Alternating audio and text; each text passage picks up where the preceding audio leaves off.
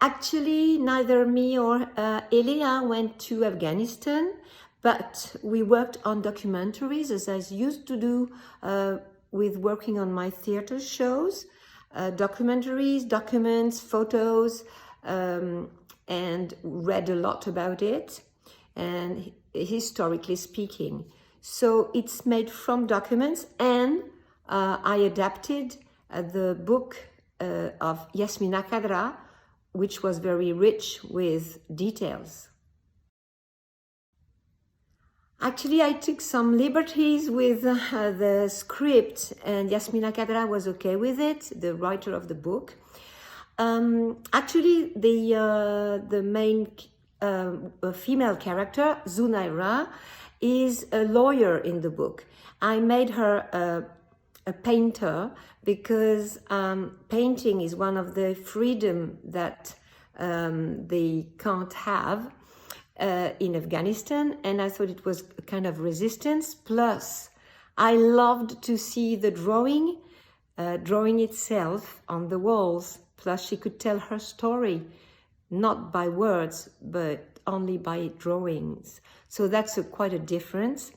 And in the story, I changed some characters, like Qasim, the really bad guy, was actually 3 characters. At the end, Atik didn't die, and the professor didn't have such a huge part. The end is pretty much different.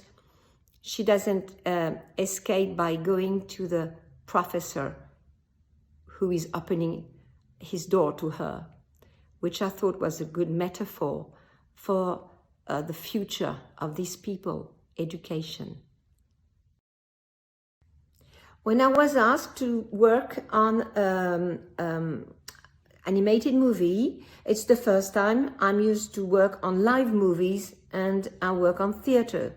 But I thought it was quite the same. It's just a matter of telling a story, and I thought animation was a very good point for this story.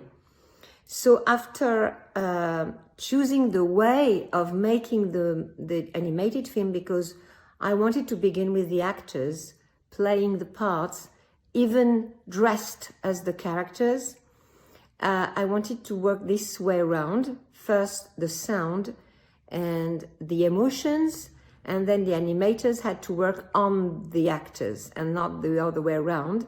And then I chose the Elia Gobemevelek's beautiful watercolor, because although I wanted something very realistic for my, in my point of view, for acting speaking, very close to real emotions, I wanted something very evocative for the drawings. So watercolor seemed to me a pretty good way of telling a story without being too close.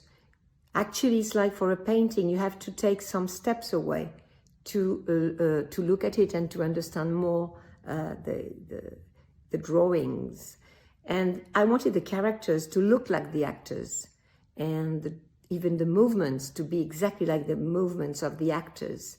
So it's not exactly made on the actors, but it looks like them. And it was actually 18 images a second, not 24, because this is something we talked about with Elia, that we didn't want something too realistic, but at the same time, something that could be a good evocation of the town and of the people. As I told you before, the end, which is not the end of the book, was for me very important, because hope is a thing you need to have, even in a very dark story, hope of humanity. And actually, it's not only for Afghanistan, it's for everyone. Hope is this door that is opening on a future, and the future is actually education. And I know Afghanistan is still in a very bad position. Dictator is still very strong, and Taliban are still making lots of death around them. But I quite believe in the human being, and if you don't have humanity somewhere in this kind of movies, it's very hard to look at. And I still believe in the human being, even though sometimes I'm quite mad at him.